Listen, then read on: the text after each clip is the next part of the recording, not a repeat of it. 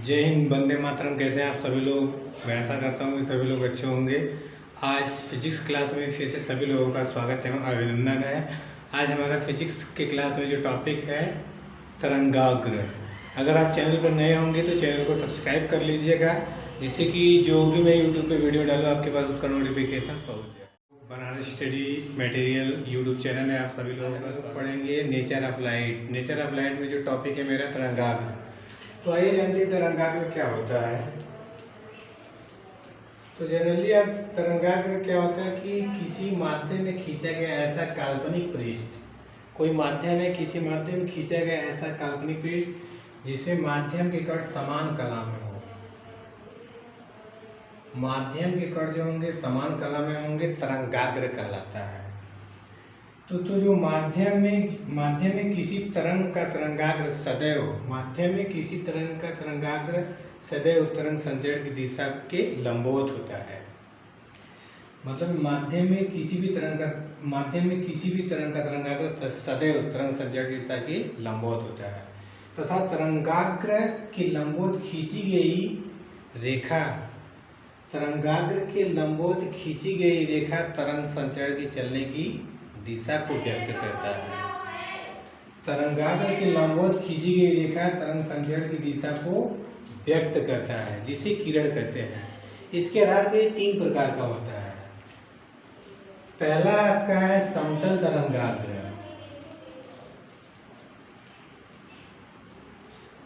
दूसरा है आपका गोली तरंगाग्र, तीसरा है आपका बेलनाकार तरंगाग्र।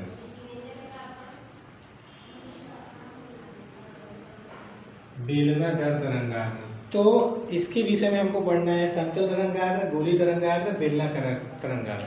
तो जो किरणें होती है वो 3 प्रकार की होती है, तरंगाग्र में ही आता है। तो समतल तरंगाग्र, गोली तरंगाग्र, बेलनाकार तरंग, तीनों के बारे में। पहला उसमें है समतल तरंगाग्र। देखिए समतल तरंगाग्र क्या होता है, इंग्लिश में बोलते हैं प्लेन वेव फ्रंट।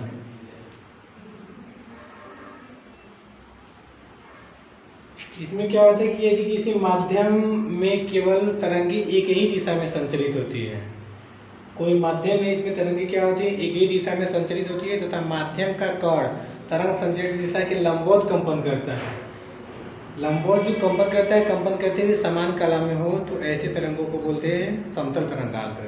ऐसे तरंगाग्र को बोलते हैं समतल तरंगाग्र। इसका देखिए रे डायग्राम।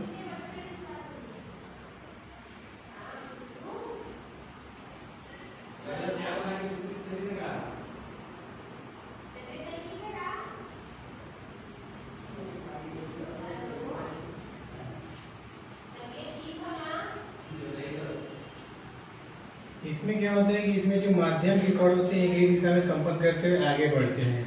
यही जो ऊपर वाला प्लेन है इसी को बोलते हैं समतल तरंगाग्र। तो यदि माध्यम में केवल एक ही दिशा में तरंगें संचरित हो रही हैं तथा माध्यम के कण तरंग संचरण की दिशा के लंबवत एक ही दिशा में समान कला में हो, तो ऐसे तरंगाग्र को बोलते हैं समतल तरंगाग्र। ये आपका हो जाता है समतल तरंगाग्र। अब समतल तरंगाग्र का समीकरण देखिए क्या होता है, y बराबर a sin 2πt/t माइनस x/लैम्डा। दूसरा है गोली तरंगाग्र।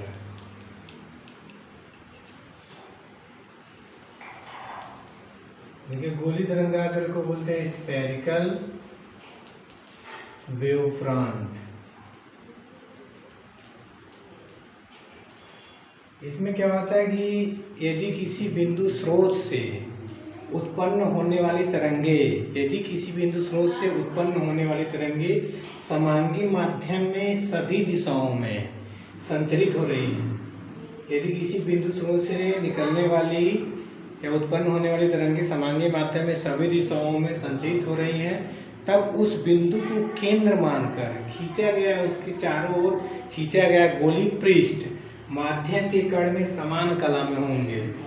ऐसे तरंगाग्र को बोलते हैं गोली तरंगाग्र। देखिए मान लेते हैं ये बिंदु है, इस बिंदु को केंद्र मान लेते हैं, इस बिंदु को केंद्र मानकर यहाँ से तरंगे खींच रहे हैं। तो ये जो तरंगे होंगी इसमें, यही आपका गोली तरंगाग्र। यहाँ से अभी जो तरंगे खींचेंगे आप, यहाँ से जो तरंगे निकलेंगी, इसमें आपका तरंगे निकलते हुए आगे बढ़ती जाएंगी। तो इसी तरंगों को बोलते हैं गोली तरंगाग्र।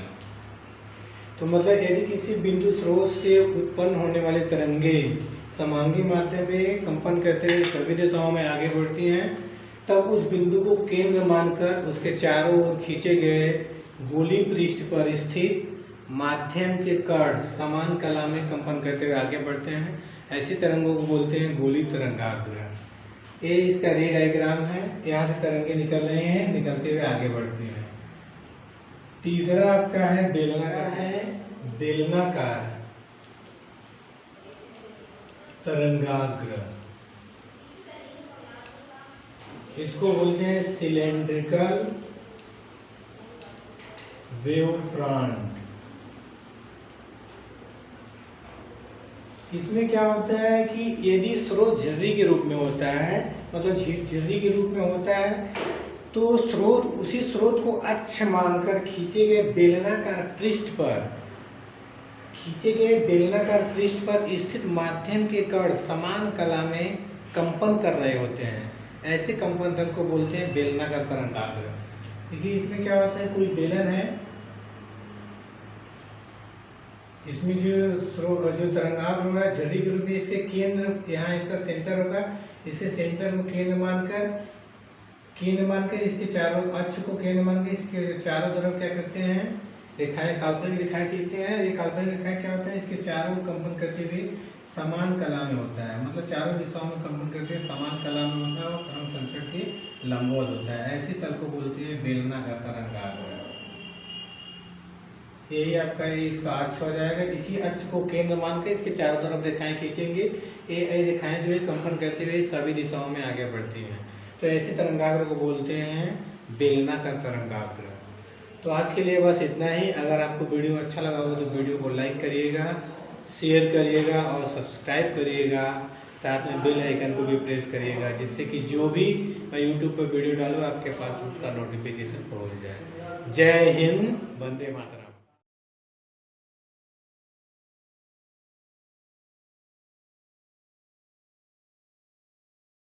आज बनारस स्टडी मटेरियल में आप सभी लोगों का मैं हार्दिक स्वागत करता हूं। आज हम लोगों का टॉपिक है हाइगेंस का तरंग सिद्धांत। तो हाइगेंस का तरंग सिद्धांत प्रकाश की प्रकृति के लिए बहुत ही इम्पोर्टेंट टॉपिक है। आज हम लोग पढ़ेंगे हाइगेंस के तरंग सिद्धांत। हाइगेंस ने कौन सा ऐसा सिद्धांत दिया जिसे हाइगेंस का तरंग सिद्धांत बोलते हैं, या हाइगेंस का द्वितीयक तरंग का सिद्धांत भी इसको नाम से जाना जाता है।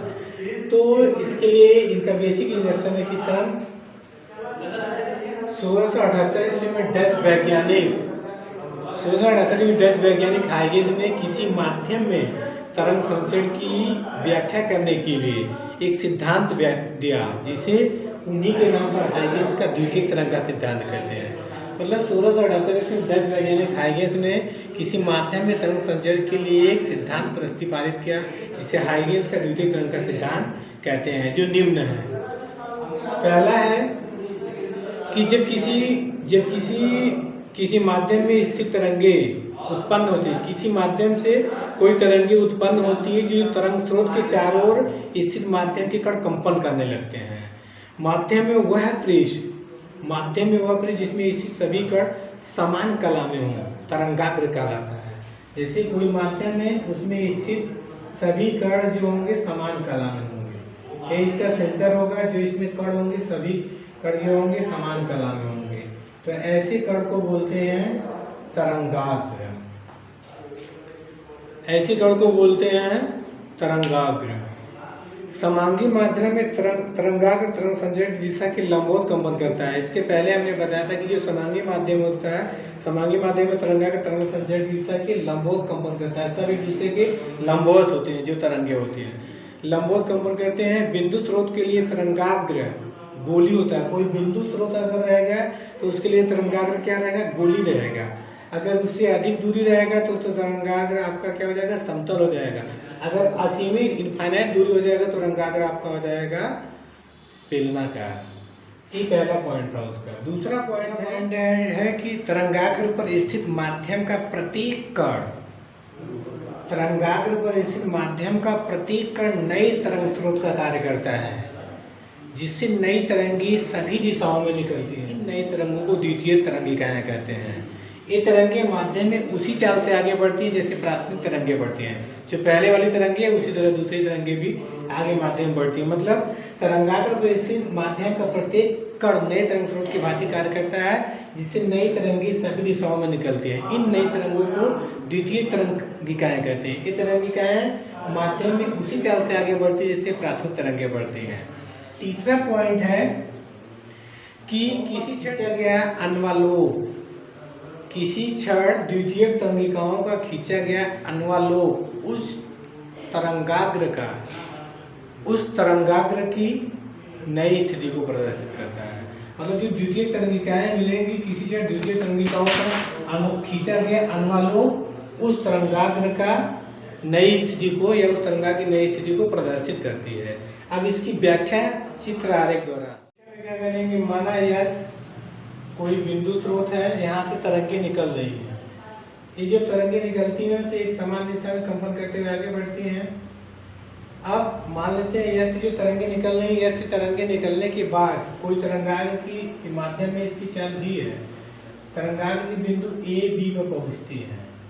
यहाँ बिंदु ए बी, जब ए बी में पहुँचती तो जो इसके माध्यम में कण होते हैं समान कला में होते हैं। इसके पहले हमने बताया था समान कला में। मान लेते हैं समान कला में 1 2 3 4 5 बिंदु हैं। अब यहाँ पर जब तरंगे आएंगी तो यहाँ पर द्वितीय तरंगे उत्पन्न होंगी, क्योंकि माध्यम में तरंगों की चाल भी है। मान लेते हैं किसी क्षण t बराबर 0 पर तरंगाग्र की स्थिति ए बी पर आ जाती है। जब ए बी पर आ जाती है तब वो अब क्या करते हैं, हमको निकालना है इसका डेल्टा टी समय पश्चात इसकी स्थिति क्या होगी। तो डेल्टा टी समय पश्चात जो इसकी दूरी हो जाएगी, आप जानते हैं दूरी बराबर होता है चाल गुणे समय। तो माध्यम में उसकी चाल v है। मान लेते हैं डेल्टा टी समय पश्चात उसकी दूरी का v इंटू डेल्टा टी इसकी दूरी हो जाएगी। v इंटू डेल्टा टी दूरी को केंद्र मान के एक चाप काटते हैं, गोला खींचेंगे। एक गोला 1 2 3 नाम रख देते हैं, गोला खींचेंगे। अब उन गोलों को केंद्र जो है 1 2 3 4 5 इनके केंद्र v इंटू डेल्टा टी दूरी केंद्र मानकर चाप खींचा। अब इन गोलों को अगर आगे की तरफ बढ़ाते हैं तो इनका अनुवालोक जो होता है a1 b1 होता है। अब फिर उन्हीं जो ये नई तरंगे उत्पन्न होगी a1 b1 होगा। उसी तरह से पीछे की ओर बढ़ाएंगे इसको, तो जो पीछे की ओर अनुवालोक होगा वो आपका a2 b2 होगा। लेकिन हाइगेंस ने क्या किया था, आगे वाले दृश्य को स्वीकार किया था, लेकिन पीछे वाले स्रोत को क्या किया, नहीं स्वीकार किया था। मतलब a2 b2 जो अनुवालोक होगा उसे स्वीकार नहीं किया गया। इसका मतलब जो तरंगे माध्यम में आगे चाल से बढ़ती हैं वो उसका अनुवालोक a1 b1 होगा। तो इसी को उन्होंने स्वीकार किया, यही नई तरंगे उत्पन्न होंगी। स्रोत है, यहाँ तरंगे निकल रही है, माध्यम में तरंग की चाल v है। टी समय में तरंगाग्र ए बी की स्थिति पर आता है। ए बी की स्थिति पर क्या करेंगे, हाइगेंस के सिद्धांत के अनुसार डेल्टा टी समय पश्चात जो है उसकी दूरी निकालेंगे। v इंटू डेल्टा टी 1 2 3 गोले का केंद्र मानकर v इंटू डेल्टा टी दूरी का चाप काटकर गोले का त्रिज्या करके एक गोला खींचेंगे। एक गोले को आगे की तरफ जब बढ़ाते हैं तो उनका अनुवालोक जो होता है a1 b1, यही हाइगेंस का तरंग, हाइगेंस की जो नई तरंगें होंगी यही होगी a1 b1। केवल उन्होंने आगे वाली तरंगों को स्वीकार किया था, पीछे वाली तरंगों को नहीं स्वीकार किया था। तो आज के लिए बस इतना ही। अगर आपको वीडियो अच्छा लगा होगा तो वीडियो को लाइक करिएगा, शेयर करिएगा और सब्सक्राइब करिएगा। अगर कहीं कोई कमी होगा तो आप कमेंट बॉक्स में कमेंट कर सकते हैं। जय हिंद, वंदे मातरम।